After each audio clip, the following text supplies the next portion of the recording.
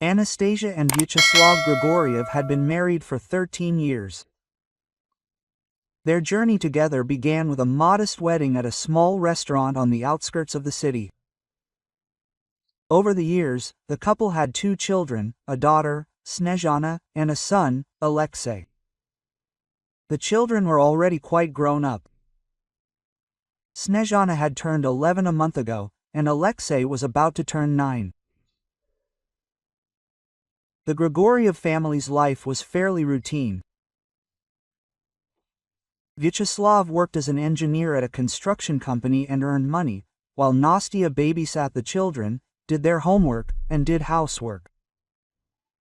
Their routine had been stable for years. Rise at 6:30 a.m., breakfast, school, work, dinner, TV, and sleep. Weekends usually followed a similar pattern: grocery shopping, cleaning the apartment, and the occasional visit to relatives. The Grigorievs' apartment was in a typical high-rise building in a residential area. It had 3 rooms, a small kitchen, and a balcony overlooking the neighboring building. Nothing special, but familiar, homey.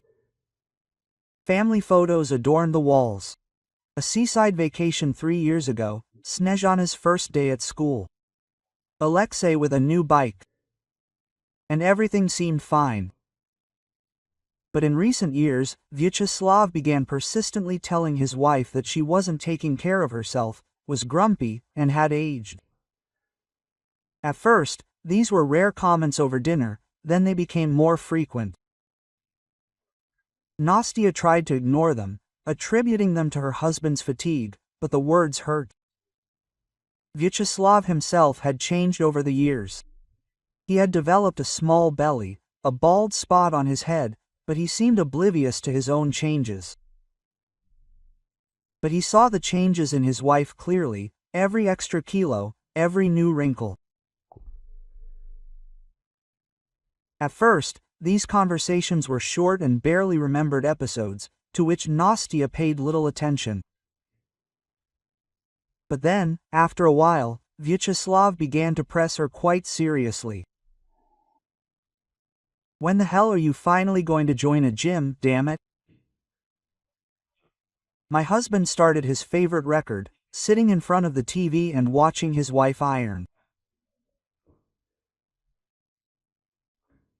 I look at you and think, I didn't marry this meat pie 13 years ago. My wife once had a slender figure and a thin waist. And what happened in the end? From a slender reed, you spread out into a pancake. A disgusting, vile pancake. Even after your first child, you didn't look this disgusting. Quote.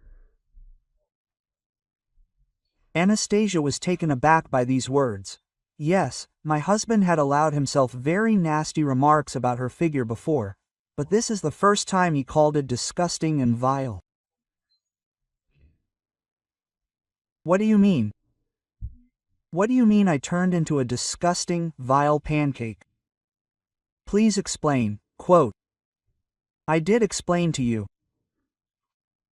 So Snezhana was born, and after she gave birth, you promised me to watch your weight and overall appearance. So what? Oh, nothing, just a bunch of stuff. Yes, that's right. You can't really be called anything bigger.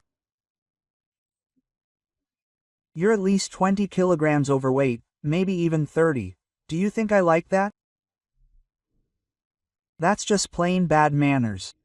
And something needs to be done about it, and urgently. Previously, Anastasia would remain silent in response to such attacks from her husband, believing that it would be better for everyone. Now her pride couldn't withstand such a blow, and she began actively defending herself from her husband's attacks. Slava, forgive me, of course, but I have absolutely no time for myself. I'd be happy to work on my appearance and spruce it up. But I just don't have that opportunity.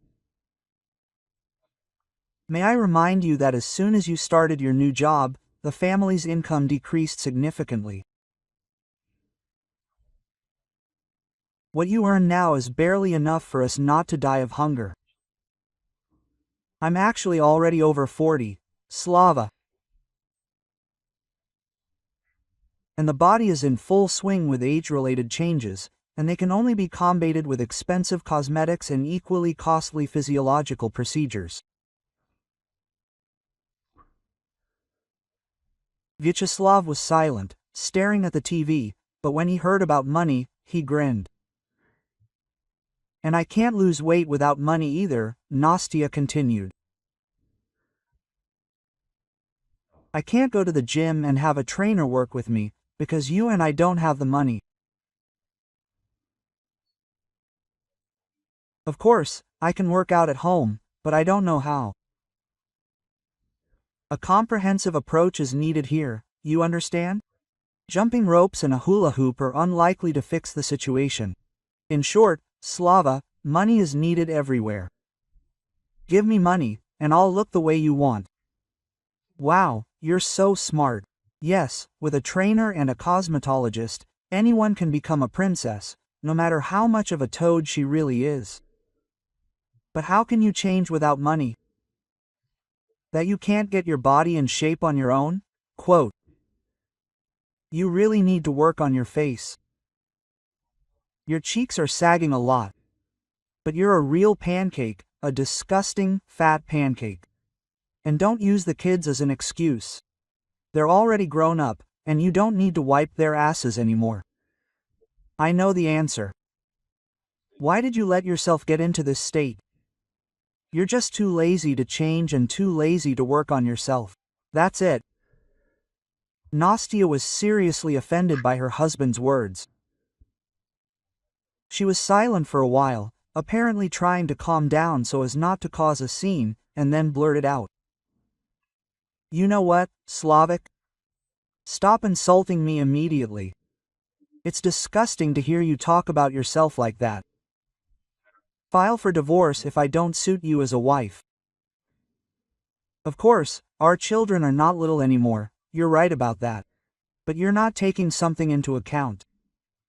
Snezhana has a weak immune system, and she gets sick exactly every other month. And who treats her? Who runs around with her to doctors and hospitals? Who sits in kilometer-long lines? Who runs around, handing in and picking up tests? Maybe you? No, I do that. And who helps her with her studies? Who explains the new material to her that she's missing because she's sick?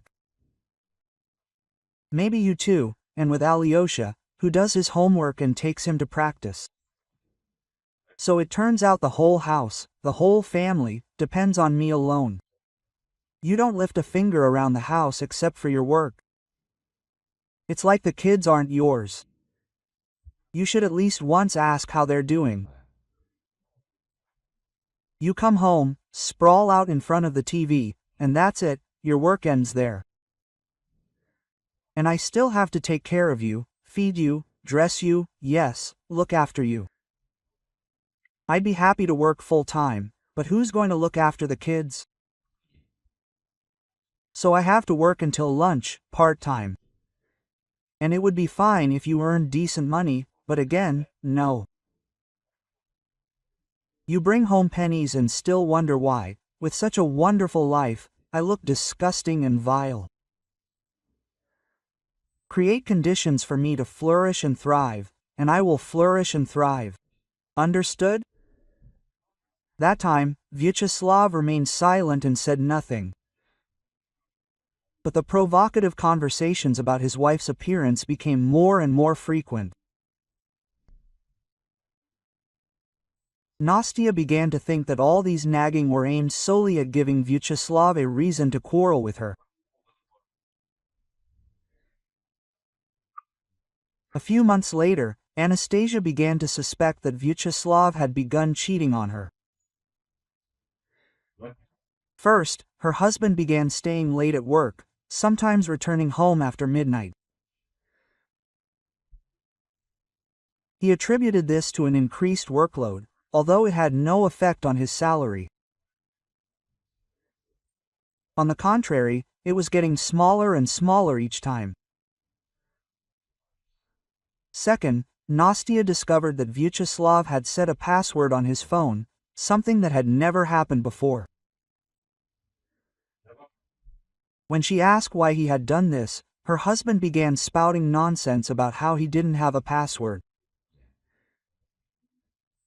His phone would often send messages and make calls without his knowledge.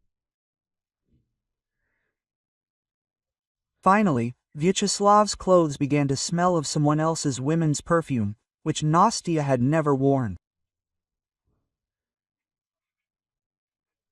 Only after discovering this surefire proof of his infidelity did Nastya put two and two together about the aforementioned oddities. One day, she wanted to wash Vyacheslav's work jacket and, out of habit, first checked the pockets, in case there was anything left. And in the inside pocket, she discovered an elegant women's thong. Naturally, she couldn't tolerate such an insult. Overcoming her disgust, she took the underwear, which consisted almost entirely of string, and went into the living room, where her husband was reclining, watching football on TV. Approaching her husband closely, she slapped him across the face with the underwear. "What the hell is this? Will you finally explain to me why you carry women's underwear in your pocket? Quote, you pervert." "Nastya, wait, listen," Vyacheslav said, coming to his senses. "It's not what you think, I swear. Honestly, I didn't even know about it. It was probably my colleagues trying to play a prank on me. Honestly. I swear I didn't cheat on you. And I don't have a mistress. I don't even understand how that ended up in my jacket pocket. How do you know I found it in my jacket pocket?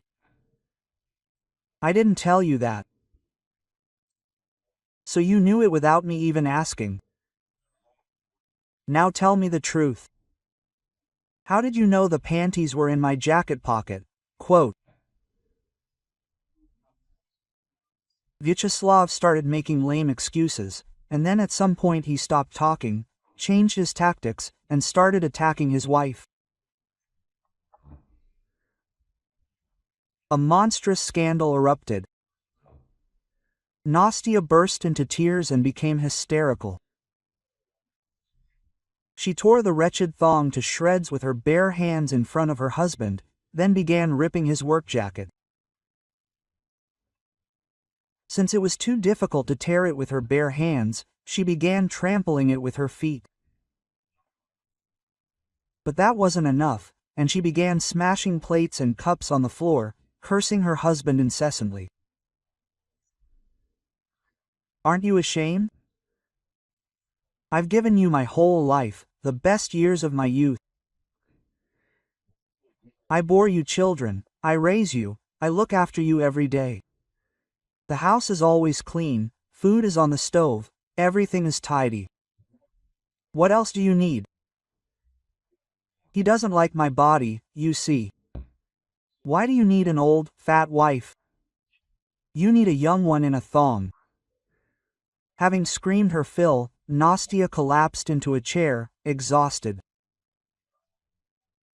Vyacheslav, on edge, ran from one corner of the living room to the other, smoking non-stop, sending layers of stinking cigarette smoke billowing across the room.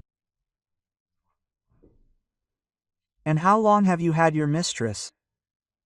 How old is she?" "He probably found himself a young one.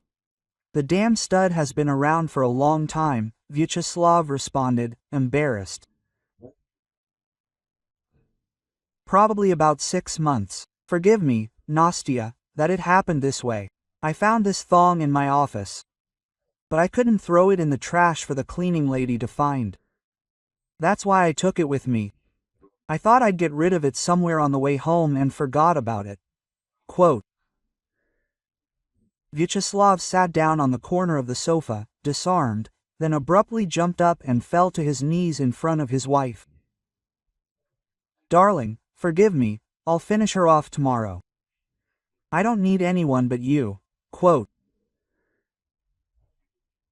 Anastasia took his bowed head and lifted it so that Vyacheslav looked straight into her eyes. Tell me honestly, do you love her? I don't know. Quote. Vyacheslav softened completely, and it seemed like he was about to burst into tears. She's my new secretary. I've gotten used to her. Quote. She's so young, obedient, and beautiful. I don't even know how it all happened. Everything just spun around at once, and it all became clear.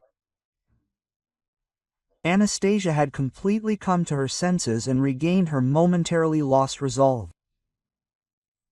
Then listen up, our loving one. We're no longer living together. That's a done deal, not up for discussion. Got it? Yes, I get it. Good. Then there's only one way we'll separate peacefully.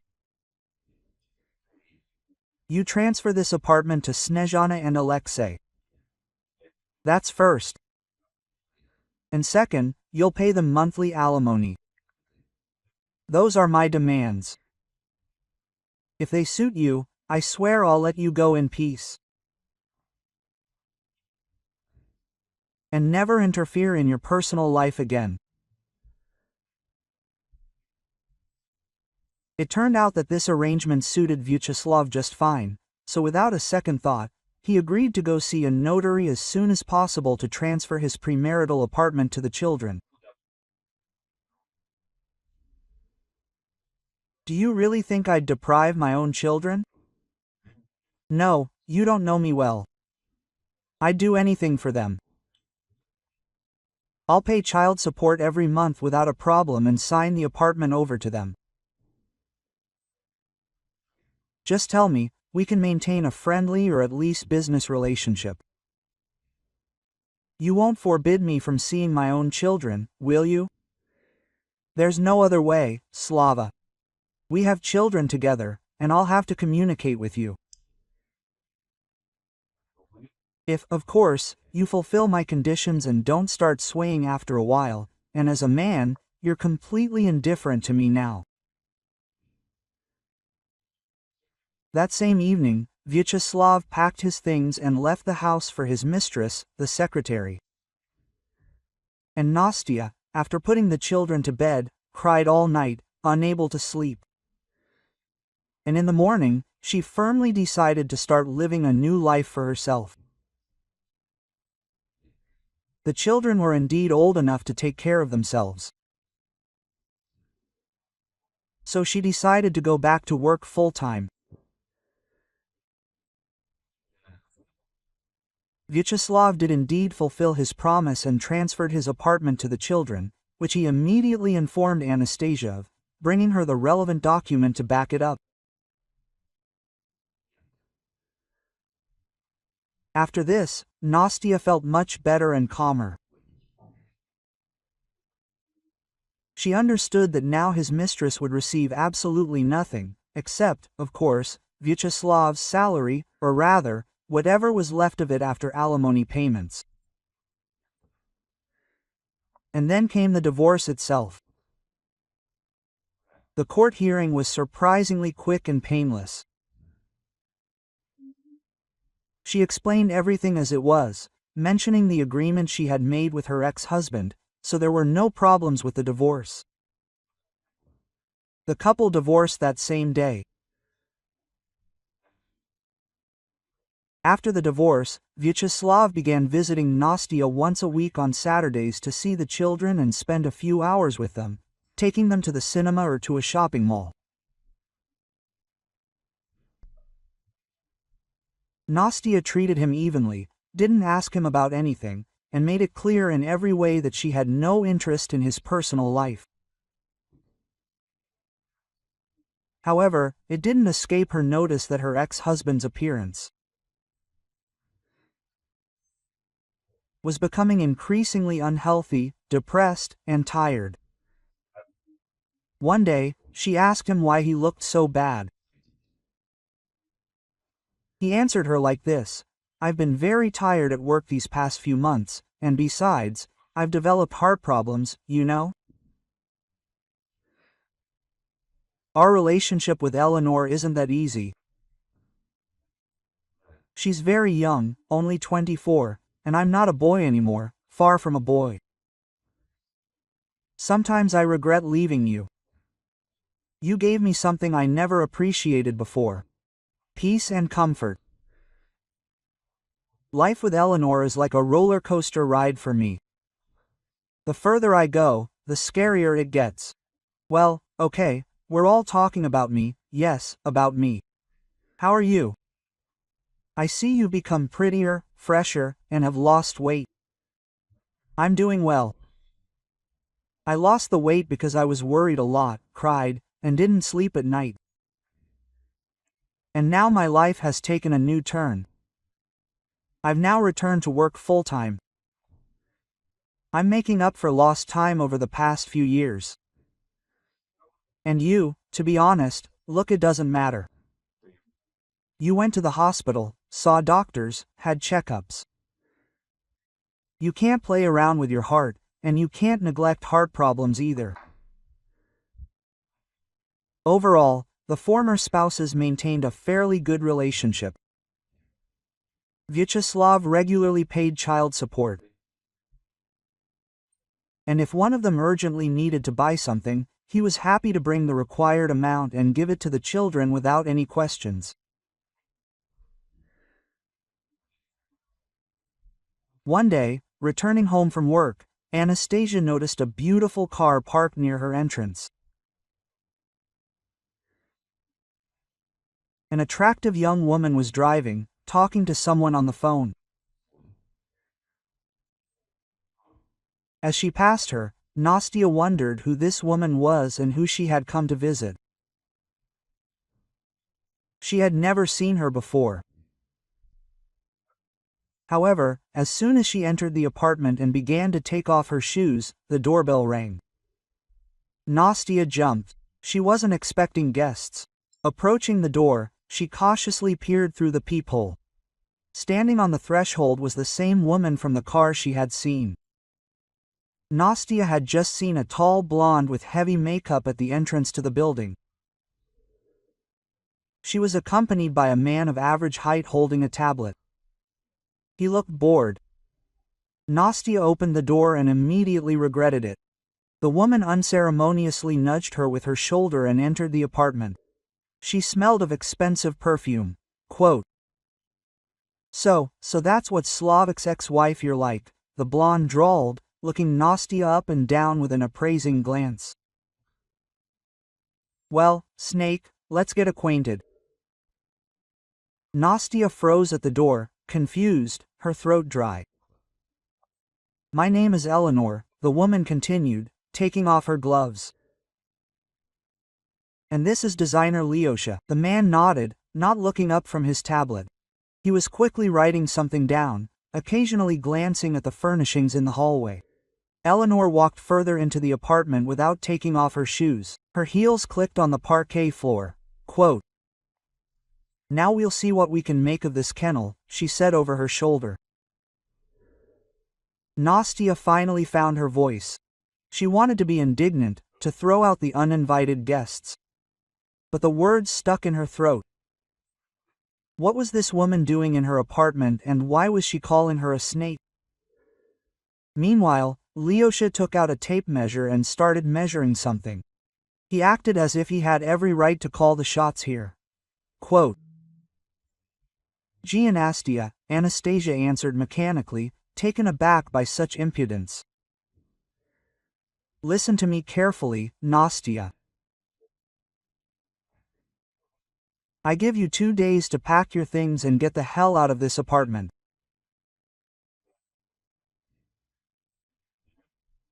I know for a fact that this apartment belongs to Vyacheslav. He bought it before your marriage, so you have nothing to do with it.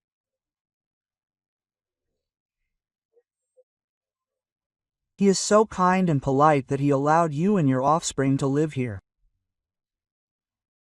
But I am not so kind. I don't give a damn about your children, just like you yourself. So I'm telling you again, the last time. I won't repeat it anymore. You have 2 days to get ready and get out of here. Vyacheslav and I are getting married soon, and I will be the mistress of this place. Eleanor was clearly nervous as she spoke this long monologue out loud. Her hands were shaking, her eyes were bulging, and she gesticulated and couldn't stand still. Everyone was shuffling back and forth, on high heels. Nastya turned silently and went to the bedroom.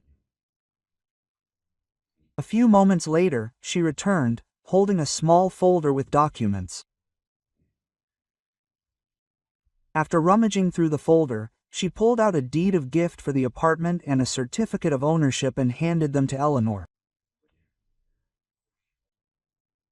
Yes, seeing the documents, which clearly stated that the apartment was now owned by Snezhana and Alexei Grigoriev, Eleanor flew into a rage. You got there in time, so you took the apartment from that guy. What the hell do I need him for now, Nicola, no yard. And you still dare take half his salary. Isn't it enough for you that he pays out some elements every month?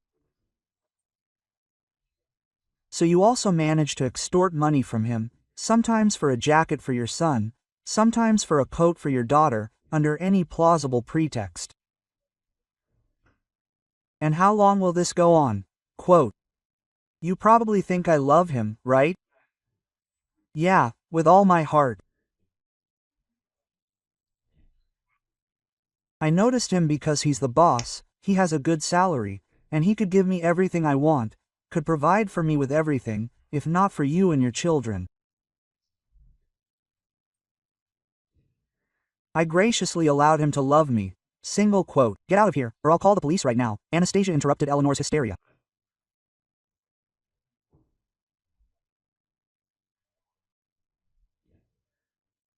Where do you come from?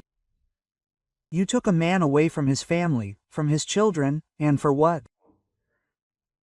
For selfish gain, she wanted to live comfortably. Yes, by the way, I knew that this is exactly how it would turn out. It's the law of karma. I did it on purpose so that he would sign over the apartment to the children and pay higher alimony, because I knew that no one needed him as a penniless person. So I decided to punish you this way. Now I won't let him back into the family, so live as you want. I don't give a damn about your troubles. Although, I see your car isn't cheap, which means you're not penniless, then. Did he give it to you? He's been bringing home very little money lately. So be happy with what you have. Anastasia sent the furious Eleanor out and slammed the front door right in her face. Well, at least the kids are at school. Thank God they didn't see or hear all this nastiness that happened here, Nastya thought. She'll have to tell Vyacheslav about his wife's outburst on Saturday, and at the same time demand that he keep her out of here. Let him keep an eye on his new flame. 3 days had passed since Eleanor arrived at Anastasia's apartment. Nastya was at work, sorting through documents, when an incoming call from an unknown number appeared on her mobile. Good afternoon, you are Anastasia Grigorieva. Good, yes, me, who am I speaking to? I'm calling you from the Second City Hospital. Vyacheslav Ilgich Grigoriev. Please tell me, what is your relationship? I'm his ex-wife. Excuse me. What happened to Slava? Your ex-husband was brought to our hospital last night by the police and is currently unconscious. Diagnosis: traumatic brain injury. We only found you in his cell phone. You were listed as his wife. There were no contacts signed father and mother in his list, so we decided to call you. My God, what happened to him? Nastya was frightened. There are two options. Either he hit the back of his head as a result of the fall, or he was hit by a heavy object. That's a question for you, and only the police can answer. We don't deal with that. Anastasia immediately ran to ask for time off from work, called a taxi, and was at the second city hospital in 20 minutes. Meanwhile, Vyacheslav regained consciousness only 3 days later. All these days, Nastya came to him in the evenings and kept vigil in his room. Having come to, Vyacheslav told her what happened. It turns out that immediately after his visit to Anastasia, Eleanor threw a terrible scandal at Vyacheslav for daring to transfer the apartment to his ex-wife's children. She simply yelled at him. How could you even give away your only home when you yourself don't have a penny to your name? What did you expect? If you think I will love you when you are a beggar, then you are deeply mistaken. And I was a fool, hoping that by getting involved with you, I would finally escape the endless cycle of rented apartments. I hoped that you were my ticket to the world of my own home. And what have you done? You destroyed our happy future with your own hands. You have ruined all my plans. Get out of here right now. I don't want to see you again, you pauper. Who needs you, you old creep? Get out with 3 kopecks to your name, and don't let me see your foot here again. And if you show up again, you'll have only yourself to blame. I'll find a way to teach you a proper lesson. Why do I need a man who can't change my life for the better? Slava told Nastya that he wanted to approach Eleanor, hug her and calm her down, but the enraged fury unexpectedly pushed him away with force. The last thing Vyacheslav could remember was falling headfirst and hitting the back of his head hard on something hard. And then, besides the violent headache, he couldn't remember anything. Yes, Slava, that's the price of your escapades. He nearly died, poor thing. You know that your Eleanor left town. I knew in my heart back then that she was the one who injured you, but I also told the police about my concerns. Anyway, now the police are looking for her, but they still can't find her. The landlord of the apartment she was renting said that she told him by phone that she was urgently moving out. When Vyacheslav was discharged from the hospital, Nastya invited him to return to her apartment. She couldn't leave him alone in such a situation. She felt sorry for her hapless ex-husband.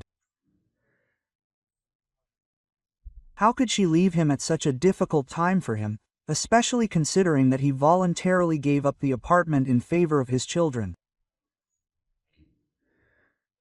Vyacheslav happily agreed to return. However, he hasn't yet managed to win over his ex-wife. Despite all his attempts to get closer to Nastya, she has never been able to forgive him for his betrayal. Thank you for listening to the end. Follow the story to the end. Please support the channel with a like. It won't be difficult for you, but it's very important to me. Until next time.